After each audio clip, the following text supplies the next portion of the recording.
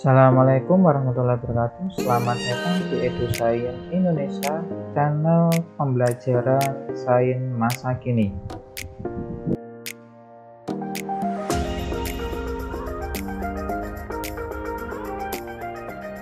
Pada video kali ini akan dijelaskan mengenai uji normalitas berupa Shapiro-Wilks. Ya.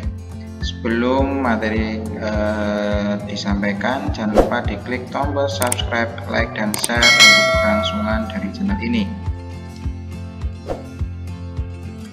Uji normalitas merupakan salah satu uji yang dimaksudkan untuk memperlihatkan bahwa data sampel berasal dari populasi yang berdistribusi normal. Data berdistribusi normal merupakan data yang akan mengikuti bentuk distribusi normalnya, di mana data memusat pada nilai-nilai rata-rata dan median. Data yang membentuk distribusi normal bila jumlah data di atas dan di bawah rata-rata adalah sama, demikian juga simpangan bakunya. Adapun kegunaan dari uji normalitas yang pertama yaitu untuk menunjukkan bahwa data atau sampel yang diambil berasal dari populasi yang memiliki distribusi normal. Kemudian sebagai dasar dalam mengkaji statistika parametrik dan statistika non-parametrik. Yang ketiga yaitu sebagai pedoman bahwa data atau sampel yang diambil dapat mewakili data yang akan diolah.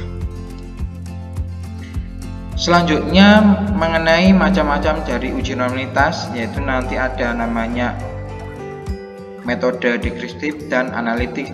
Ya, jadi kalau dulu nanti contohnya ada namanya koefisien varian, kemudian rasio skewness, kemudian rasio kurtosis, histogram, box plot, normal Gini plot, determinate Gini plot.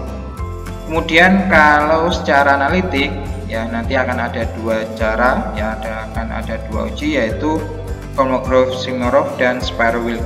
Ya, jadi pada video ini pada kali ini kita akan mempelajari bagaimana uji normalitas dengan menggunakan Shapiro-Wilks, ya, dengan catatan bahwa Shapiro-Wilks nanti menggunakan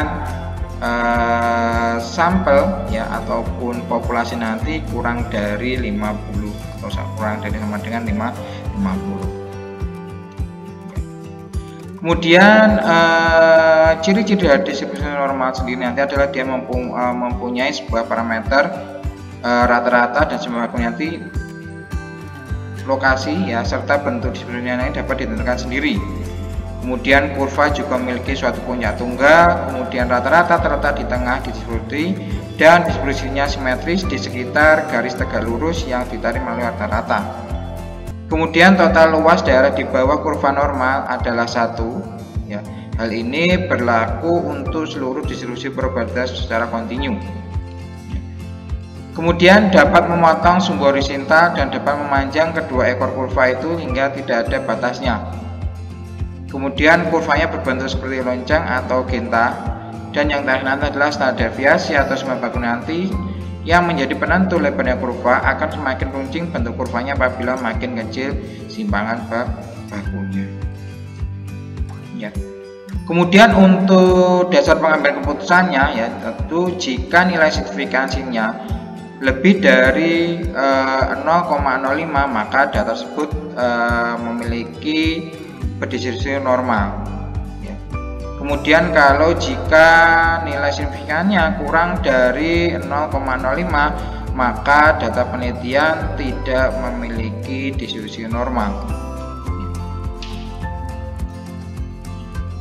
Kemudian bagaimana cara mengujinya, apakah nanti datanya normal atau tidak? Jadi ini ada contoh soal, yaitu tentang suatu penelitian tentang berat badan serta pelatihan kebugaran fisik atau jasmani dengan sampel sebanyak 30 orang yang diambil secara random.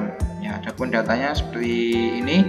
Kemudian silahkan nanti dicari apakah data tersebut di atas diambil dari populasi yang berdistribusi normal.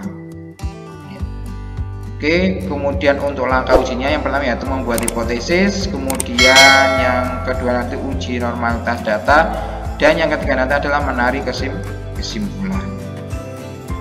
Kemudian untuk langkah yang kedua, yaitu bagaimana cara uji normalitasnya.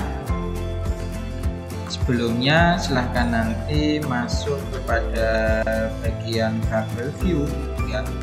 Pada bagian nama nanti silahkan nanti diketik ya, atau ditulis sesuai dengan datanya ya.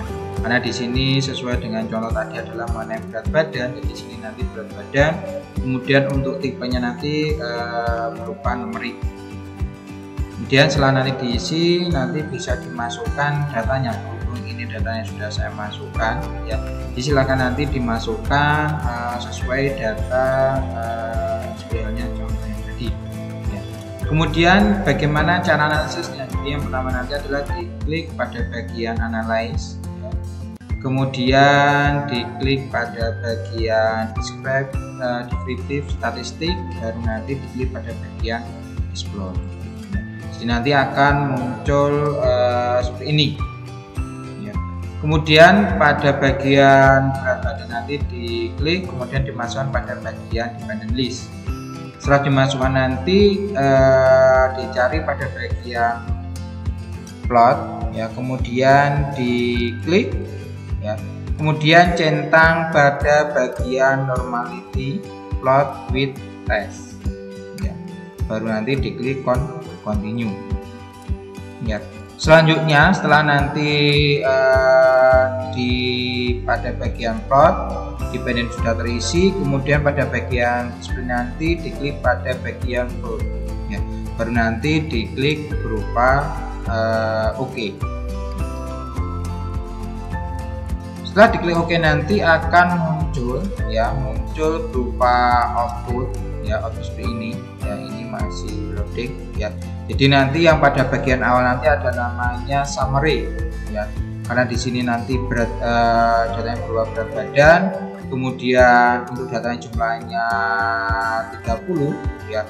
Kemudian setelah ada summary nanti ada nama deskripsi, dan di deskripsi nanti kita bisa melihat rata-ratanya, kemudian mediannya ya, kemudian standar errornya, variansinya, standar deviasi, nilai minimum maksimum, dan range-nya ya.